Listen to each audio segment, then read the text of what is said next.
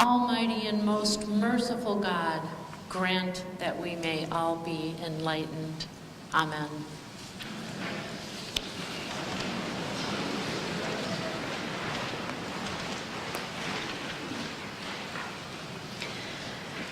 Imagine Moses coming down from a mountain after having been talking with God, and his brother Aaron and a crowd of Israelites see his transfigured face, and they're afraid. Moses did not know what they were seeing. He had no idea that what had happened within him showed on the outside. He explains his encounter with God, gives the people the 2 tablets, then veils his face. The veil, a symbol of modesty, hid Moses' face. Moses is transfigured, but he is also transformed. He had already become a leader, a speaker, but a reluctant one. In Exodus, Moses had said, "Oh, my Lord, I have never been eloquent, neither in the past nor even now that you have spoken to your servant. But I am slow of speech and slow of tongue." Yet Moses does lead the Israelites out of Egypt with the help of his brother, who will often speak for him. Moses is transfigured, yes. He's glowing even. But more than that, he is transformed.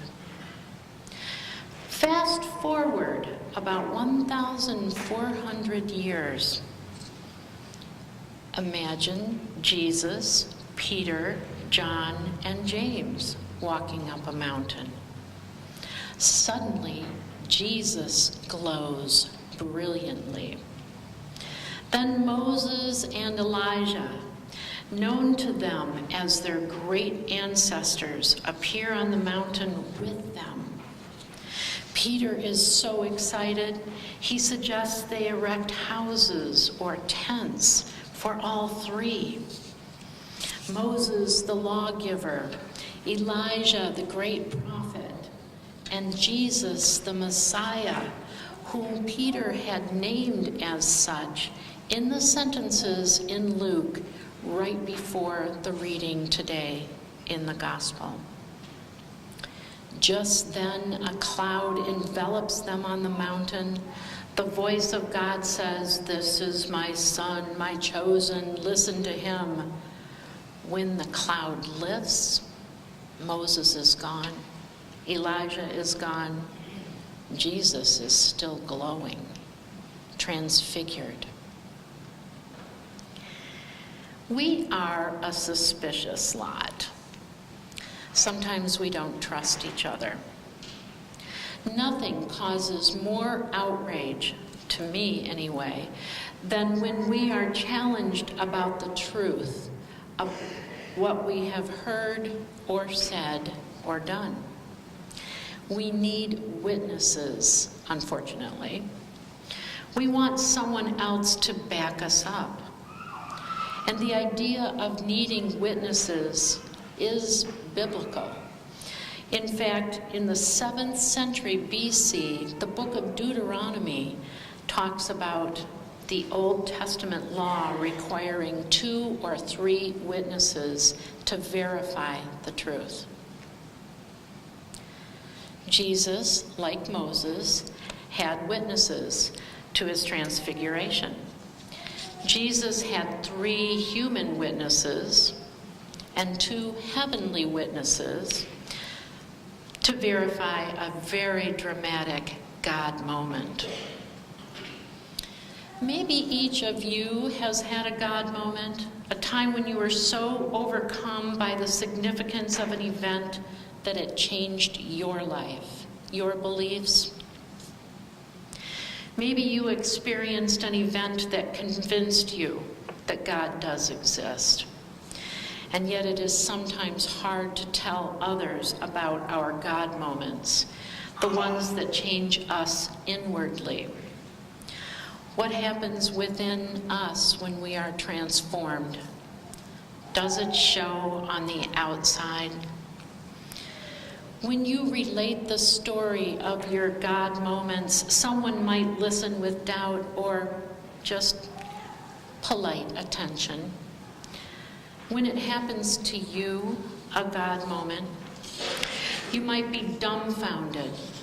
You might be quietly wondering, oh, that was probably just a coincidence. Or was it divine intervention? And then you are transformed. Does it show on the outside, though? To talk to one another about how you know God exists is what I have called slumber party theology. As a young girl at a slumber party, you put your sleeping bags in a circle, your pillows all in the center of the spokes as you are laid out, and you tell stories. You might even give one another the shivers. In grown-up slumber party theology, you have a small circle of listeners, tell of your God moment, and then everyone goes home. And the conversation about God is not mentioned again. We keep our religion to ourselves, often because we lack confidence or don't wish to be challenged about something that is difficult to witness. Jesus was confident of the truth that on that mountain, they each experienced a God moment. And so after he is transfigured, he asked for his friends to keep what they saw and heard to themselves. But eventually they don't keep it because they're transformed. They tell others. Matthew, Mark, and Luke each tells the story of Jesus' transfiguration, how his face changed and his clothes became dazzling white. The Gospel of Luke adds something to this story, though, that I want to point out. It's in your bulletin. He specifically writes, "Suddenly they saw two men, Moses and Elijah, talking to him. They appeared in glory." And this is where it's different. "And were speaking of his departure, which he was about to accomplish at Jerusalem." Luke's Gospel of the Transfiguration is the only one to hint at what is to come. What is to come is Jesus' death, his resurrection and ascension. Jesus is transfigured, but humankind will be transformed. Today we are about to leave the season of Epiphany and enter the contemplative season of Lent. The juxtaposition of Jesus' brilliant transfiguration will be in stark contrast to the observance of a season about human frailty, doubt, and challenges to the truth of Jesus' divinity. His witnesses will waver.